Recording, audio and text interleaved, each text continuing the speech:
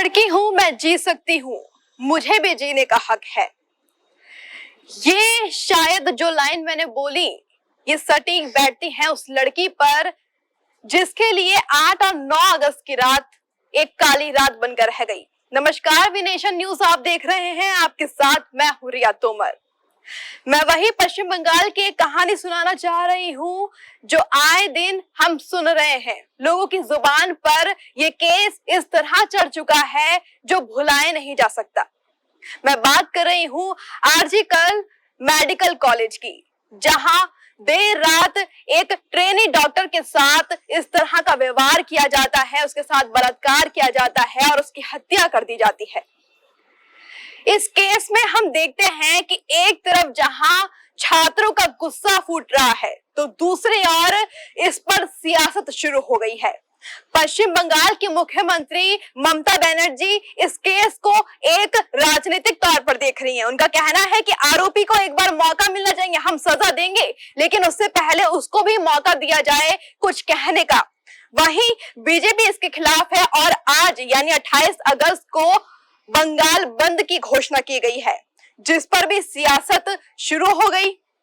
एक तरफ जहां बीजेपी कार्यकर्ता सड़क पर उतरे और बंगाल बंद की घोषणा की, तो वहीं ममता बनर्जी ने कहा कि ये गलत है, हम आरोपी को सजा देना चाहते हैं, लेकिन ये बंगाल बंद करना एक गलत तरीका है।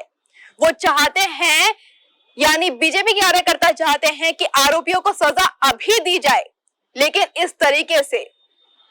वहीं पहले संजय राय के पक्ष में कोई नहीं आ रहा था, लेकिन अब इतने लोग उनके पक्ष में भी खड़े हो गए, उनके कहना भी गलत होगा। एक आरोपी के लिए इतनी इज्जत करना कहीं ना कहीं उस लड़की के लिए एक बदसलूकी हुई, उस लड़की के लिए गुनाह हो गया, हमारे लिए भी, क्योंकि जिस लड़की का बलात्कार हुआ है, उसकी हत्या हुई है, उसको वापस नहीं लाया जा सकता। मौमिता वही लड़की थी जो ट्रेनी डॉक्टर थी।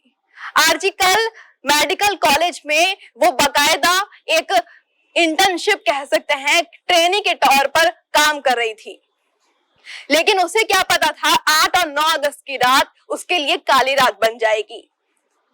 उस दिन उसने अपने 3 और दोस्तों के साथ खाना खाया था। वहीं सेमिनार हॉल में वो आराम करने गई थी, लेकिन वहीं ये जो आरोपी है वो ना ही कॉलेज से रिलेट करता है और ना ही किसी मरीज का तीमारदार था। वो बस पुलिस का एक वॉलंटियर कहा जा सकता है जो कि वहां घूम रहा था। उस दिन वो किसी सेवा के इरादे से नहीं आया था, बल्कि वो एक क्राइम के इरादे से आया था। और फॉरेंसिक जांच में और पुलिस की जांच में, सीबीआई की जांच में ये भी पता चला है कि उस आरोपी के फोन में अश्लील वीडियोस देखी गई हैं। उन वीडियोस को देखकर उस सिरफिरे ने इस बलात्कार की घटना को अंजाम दिया। मौमिता तो नहीं रही, लेकिन ये केस दिन पर दिन अपनी तारीखें बढ़ा रहा है। अब इसमें सियासत तो शुरू हो गई है, लेकिन आरोपी को असल में सजा कब मिलेगी देखने वाली बात है।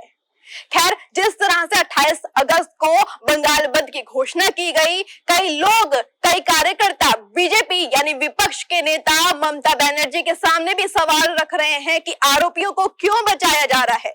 ये सवाल आप लोगों के लिए भी है जो इस वीडियो को देख रहे हैं।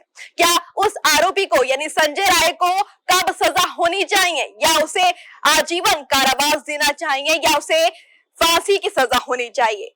ये सवाल आपके लिए भी है। आज पश्चिम बंगाल ही नहीं बल्कि देश के कोने कोने से लोग मौमिता, उस ट्रेनी डॉक्टर के समर्थन में सड़कों पर उतरे हैं और लगातार प्रदर्शन कर रहे हैं और इंसाफ की, न्याय की मांग कर रहे हैं। सोचने वाली बात तो यह है कि इस केस के सामने आने के बाद कई और केसेस सामने आए, उत्तराखंड कहें या फिर उत्तर प्रदेश के कई इलाके कहें, ये आरोपी दिन पर दिन बढ़ते जा रहे हैं, लेकिन इन आरोपियों पर रोक कब लगेगी, इन्हें सजा असल में कब मिलेगी, ये एक बड़ा सवाल है। ऐसी ही और अपडेट्स को जानने के लिए जुड़े रहिए वी नेशन न्यूज के साथ, और इस केस पे हम आगे भी चर्चा करते रहेंगे। धन्यवाद।